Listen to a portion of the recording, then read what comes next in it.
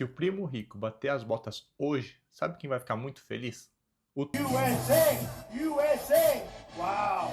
Dos 200 mil dólares que ele aplicou lá nos Estados Unidos, 20% disso, mais ou menos, quase 40 mil dólares, ficará de imposto para os Estados Unidos caso ele venha a falecer. Investir lá fora, você precisa tomar muito cuidado com isso. Essa aqui é a tabela de imposto de sucessão lá nos Estados Unidos para investidores estrangeiros. O que ultrapassar os 60 mil dólares seguirá essas alíquotas aqui, que pode chegar até 40%. E isso aqui vale para praticamente todo investimento que você faz nos Estados Unidos, salvo algumas exceções, como bônus federais, fundos sediados na Irlanda ou Luxemburgo. Mas no caso do primo rico, que aplicou em um ETF americano domiciliado nos Estados Unidos, ele não vai escapar. Quer dizer, os sucessores dele. E caso o primo rico aumente essa posição fora do país, essa alíquota só tende a aumentar. E aí eu me pergunto, pô, o cara trabalha no mercado financeiro, tem um consultor dedicado para ele?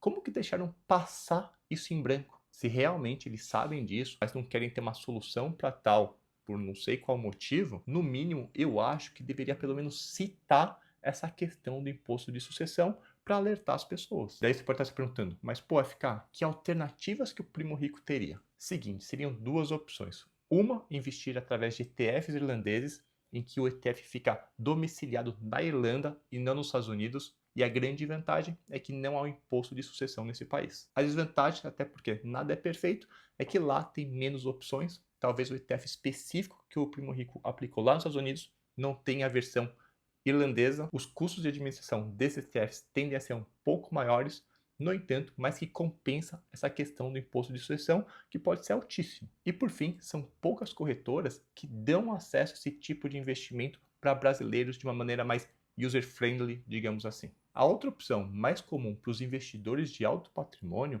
é investir lá fora, não através da pessoa física, mas sim através de uma offshore, uma empresa. Para quem vai investir no valor alto lá fora como um primo rico, o custo de abertura da offshore, de manutenção, mais que compensa para você se livrar desse imposto altíssimo de sucessão nos Estados Unidos. Inclusive o Paulo Guedes, que já conversou com o primo rico, tem uma. E mesmo que você seja estrangeiro, se você fizer um investimento lá, tendo uma conta na pessoa física, todo o seu trabalho de vida, em vez de você deixar para um herdeiro, para alguém, para algum familiar, vira imposto sobre herança e é apropriado pelo governo americano. Então, o melhor é usar um offshore.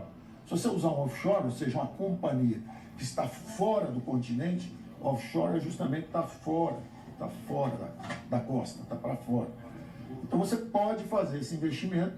Se acontecer alguma coisa, se eu morrer, em vez de metade ser apropriada pelo governo americano, isso, na verdade, vai para a sua sucessão. Paulo Guedes poderia ter dado uma ligada para o primo rico para avisar, né? Então, se o primo rico bater as botas, a empresa offshore que investe nos Estados Unidos, ela não morre, ela continua. Quem mudará são os sócios. E nos paraísos fiscais, como Bahamas, BVI, lá não há um imposto de sucessão na transferência de cotas. Sem contar também que o processo sucessório, agora vou deixar de lado um pouco a questão do imposto, mas falando mais do processo em si, da burocracia, quando você tem uma offshore, você pode ter algumas ferramentas, como por exemplo o Trust, que simplifica muito isso. Na pessoa física, apesar de termos algumas soluções nessa questão, como por exemplo a conta conjunta, Transfer on Death, dependendo do caso, nem sempre essas soluções são as melhores possíveis. Então, quando falamos de sucessão dos ativos que você tem nos Estados Unidos, são duas coisas diferentes que a gente precisa separar.